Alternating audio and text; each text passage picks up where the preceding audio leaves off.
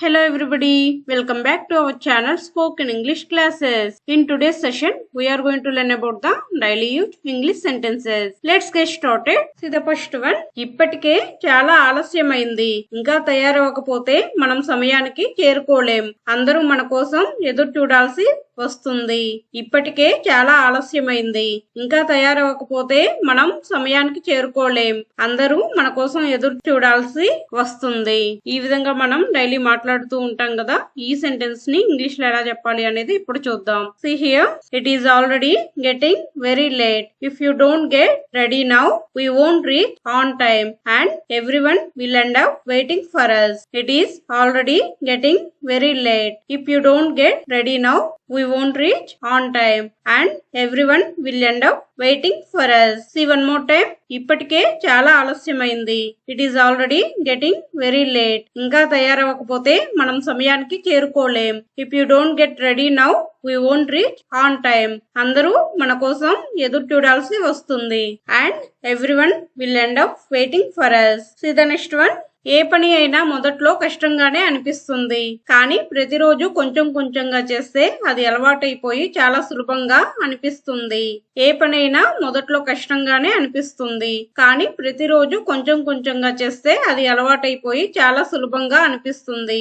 ఈ సెంటెన్స్ ని ఇంగ్లీష్ లో ఎలా చెప్పాలి అనేది ఇప్పుడు చూద్దాం. See here, any task feels difficult in the beginning, but if you do it consistently every day, it eventually becomes a habit and starts feeling much easier. Any task feels difficult in the beginning, but if you do it consistently every day, it eventually becomes a habit and starts feeling much easier. See one more time. ఏ పని అయినా మొదట్లో కష్టంగానే అనిపిస్తుంది. Any task feels difficult in the beginning, కానీ ప్రతిరోజు కొంచెం కొంచెంగా చేస్తే అది అలవాటైపోయి చాలా సులభంగా అనిపిస్తుంది. But if you do it consistently every day, it eventually becomes a habit and starts feeling much easier. See the next one. రేపు ఈ సమయానికి నేను హైదరాబాద్ కి ప్రయాణం చేస్తూ ఉంటాను, కాబట్టి నీ కాల్స్ కి లేదా మెసేజ్లకి వెంటనే రిప్లై ఇవ్వలేకపోవచ్చు. రేపు ఈ సమయానికి నేను హైదరాబాద్ కి ప్రయాణం చేస్తూ ఉంటాను, కాబట్టి నీ కాల్స్ కి లేదా మెసేజ్లకి వెంటనే రిప్లై ఇవ్వలేకపోవచ్చు. ఇలా డైలీ మాట్లాడుకుంటూ ఉంటాం కదా. ఈ సెంటెన్స్ ని ఇంగ్లీష్ లో ఎలా చెప్పాలి అనేది ఇప్పుడు చూద్దాం. See here, by this time tomorrow I will be traveling to Hyderabad, so I probably won't be able to answer your calls or reply to your messages immediately.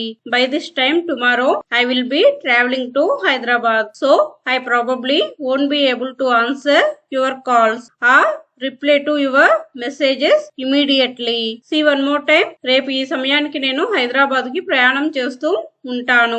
By this time tomorrow I will be travelling to Hyderabad, కాబట్టి నీ calls కి లేదా messages కి వెంటనే reply ఇవ్వలేకపోవచ్చు. So I probably won't be able to answer your calls or reply to your messages immediately.